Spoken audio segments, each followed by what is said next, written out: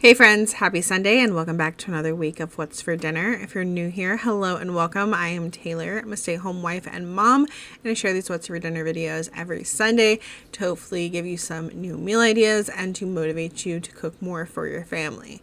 I usually try a couple new recipes a week and also mix in sharing with you just the everyday day-to-day stuff that we make over and over again. I don't always like to make a bunch of new stuff. I have weeks where I make all new things and then weeks where I make nothing new. I feel like that's how most people cook. We have good weeks and bad weeks. But if you like these kinds of videos, I hope you'll subscribe down below. Now let's go ahead and get into this week's What's for Dinner.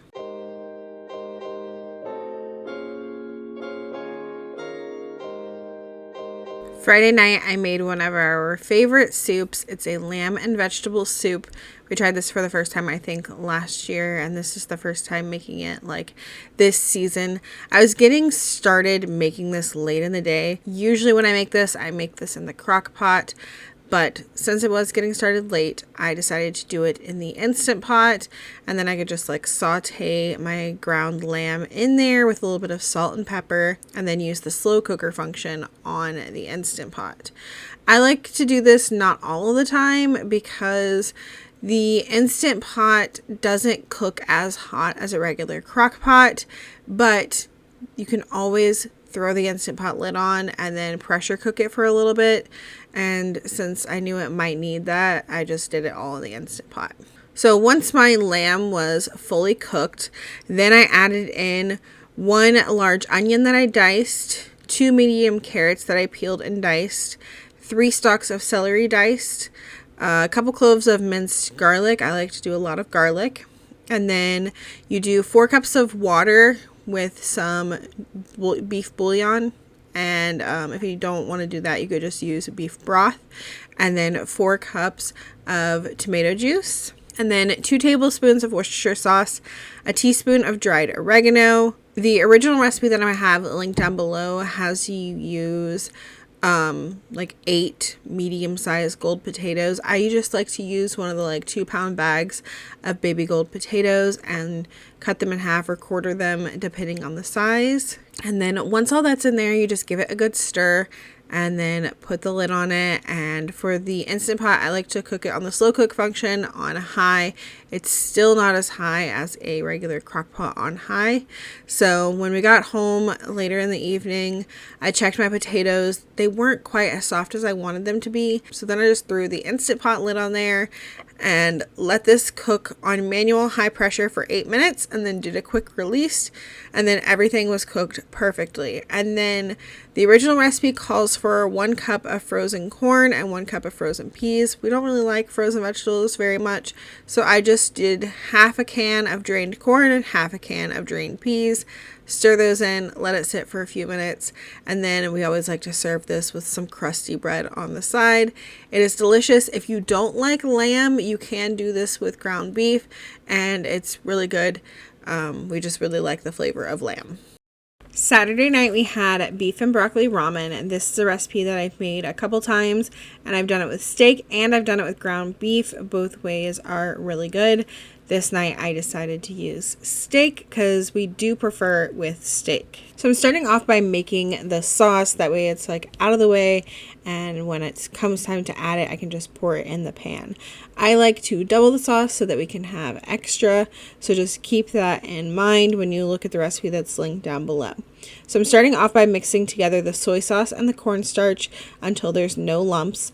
And then I'm going to add in some beef broth, honey, hoisin sauce, rice vinegar, sesame oil, minced garlic, ginger, and red pepper flakes. And I keep the ginger in the freezer, and then whenever I need it, I can just have freshly grated ginger. I don't remember where I saw that tip, but it works out great. You can shred it, grate it while it's frozen, and it turns out great every single time. And I've had this ginger in here for a while and only use a little bit at a time, and it's still good. You grate it and you instantly smell the fresh ginger. Then I brought some water to a boil to cook my ramen noodles. You can just use regular packets of ramen and just not use the seasoning. Or if you buy just regular ramen noodles by itself, just cook them according to the package directions. Next, I just heated up a little bit of olive oil in a very large skillet, and then once that was hot, I added in some thinly sliced steak and seasoned that with some salt and pepper, and then I just cooked that for about 5 minutes until it was cooked through.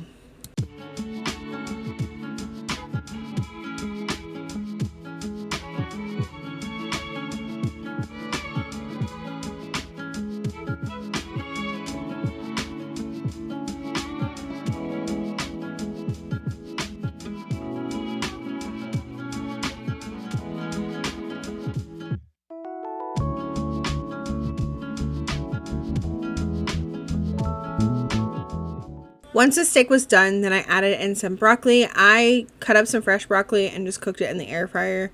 Actually ended up burning half of it, so that's why there's not a lot. But you could also use like a bag of frozen broccoli and steam it in the microwave and add it in here, or just add it straight in here because it will cook up in this sauce and get cooked. So then I added in the sauce that we made as well, and then just let that simmer over like a medium heat until everything is done to your liking if you've got broccoli, or just until the sauce has thickened to your liking. And then we just serve this over the cooked ramen noodles. I think the recipe says to mix the ramen noodles into the sauce. But if you're going to have leftover sauce and meat, I feel like it's best to keep the ramen noodles separate because they're not going to be good. And then you could just make more noodles later to go with the remaining sauce and meat. Sunday night, I tried a new recipe called Chicken Tator Tot Pot Pie. This came from TikTok. Somebody that I follow made this. I will have it linked down below. I don't usually like things with tater tots on the top, but this just looked too good not to try. So I'm starting off by melting 2 tablespoons of butter in a large pan, and to that I added some minced garlic and dried minced onion, and then just let that cook for 30 seconds to a minute, just until that garlic is fragrant. And then I added in 1 pound of diced chicken breast, and I seasoned that all over with Badia Complete, garlic, and salt and pepper, and then just cook that up until your chicken is fully cooked. And while that's cooking, I mixed 1 gravy packet with 2 cups of water.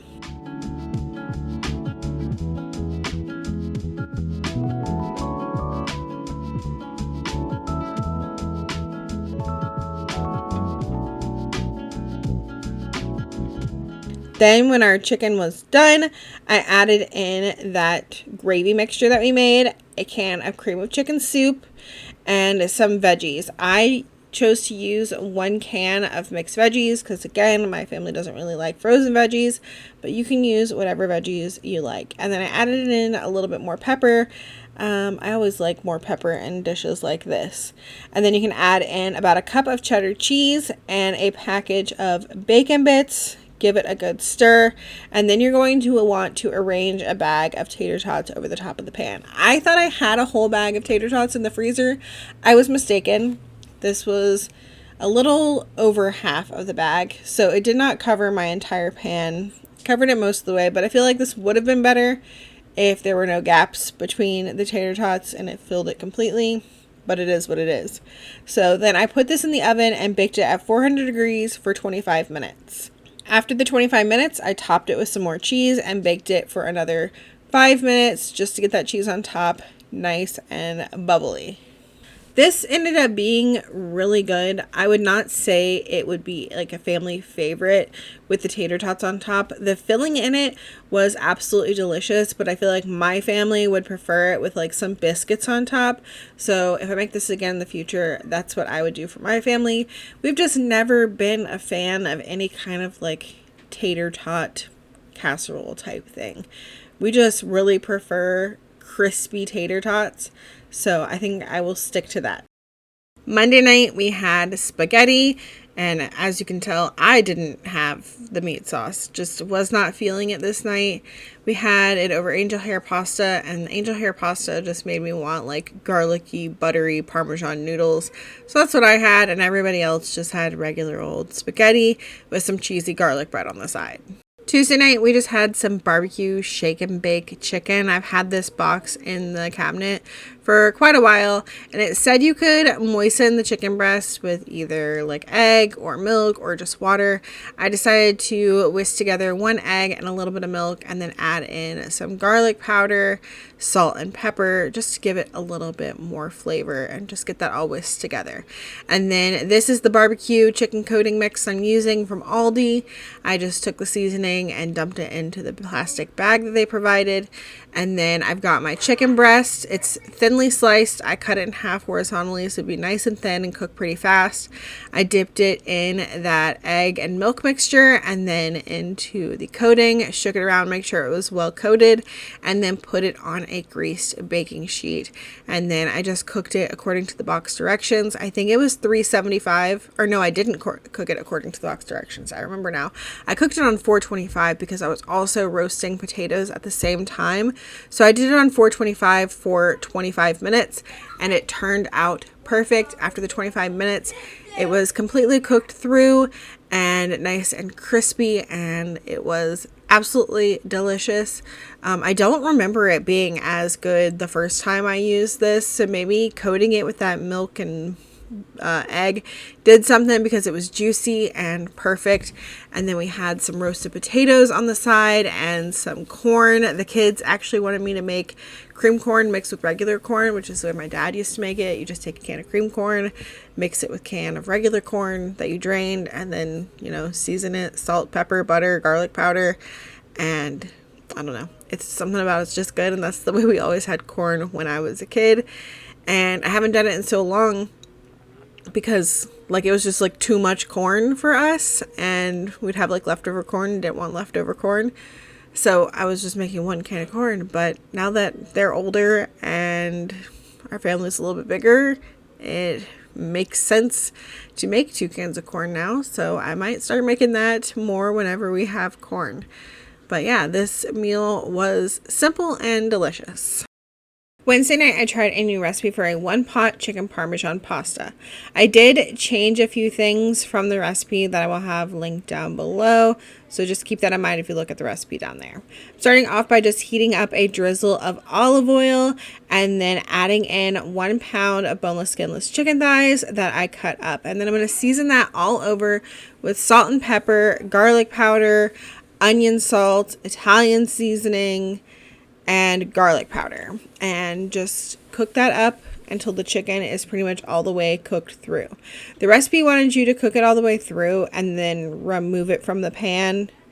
I wasn't doing that. I did not see the point in doing that just to add it back later and 2 more steps. They wanted you to add in some like diced onion as well, but I wasn't feeling like cutting onion this night, so I didn't do that either. I just used lots of onion salt in here. And then I did add in some minced garlic because I bought these ones that you can keep in the freezer from Trader Joe's, so it was like minimal effort to add in a little bit of minced garlic this night.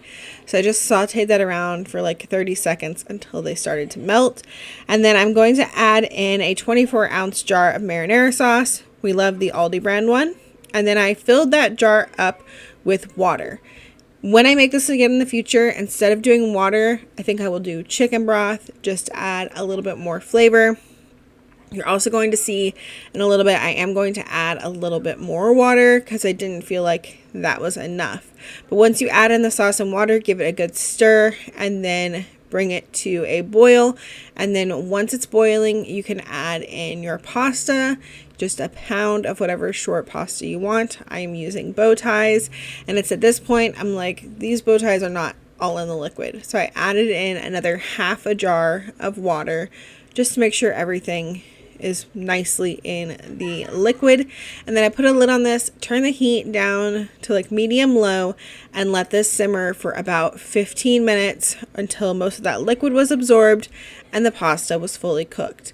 And then you can stir in some cheese. I stirred in some mozzarella and Parmesan cheese, and then I sprinkled a little extra mozzarella on the top, and then just let it sit for about 5 minutes until all that cheese on top was melted. And then this was just served with a salad on the side for those of us that like salad. It was delicious. I feel like it could use a little bit more flavor. That's why I said some chicken broth would be a nice addition to kind of cook the pasta in to give the pasta a little bit more flavor. Other than that, it was great. Super simple one pan meal that is easy for a busy day. And finally, the last meal of the week. This one I just kind of threw together.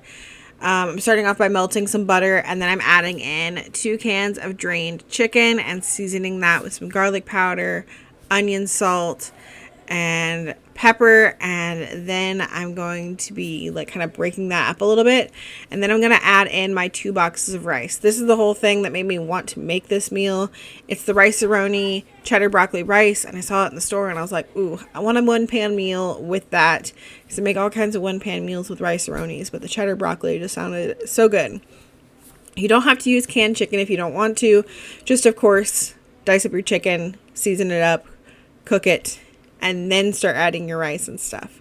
But I'm adding in the rice and the seasoning, and then I just let that cook for about a minute to kind of toast the rice. And then I'm going to go in with 4 cups of water.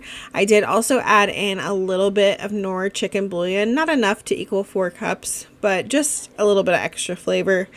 And then I brought that to a boil. If I had some frozen broccoli, I would have also added that in at this point, but I was sadly out of frozen broccoli, so I did not add that in. But I think next time I make this, I will definitely add that in. Once this comes to a boil, you just put a lid on it and then cook it for like 15 to 20 minutes, according to the box directions. For me, it took about 20 minutes, and then all of that liquid was absorbed. My rice was tender, so then I just topped it with some cheddar cheese, and that was it. Let it melt, and then serve it up. It was delicious, super cheesy, and I love cheddar broccoli rice. I haven't had it in so long. But next time, I will definitely be adding in some frozen broccoli and letting that cook up in there with the rice.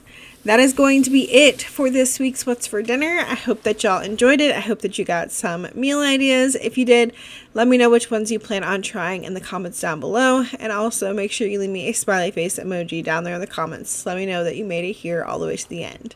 I hope y'all have a great rest of your weekend and a great week. And I will see y'all in the next one. Bye.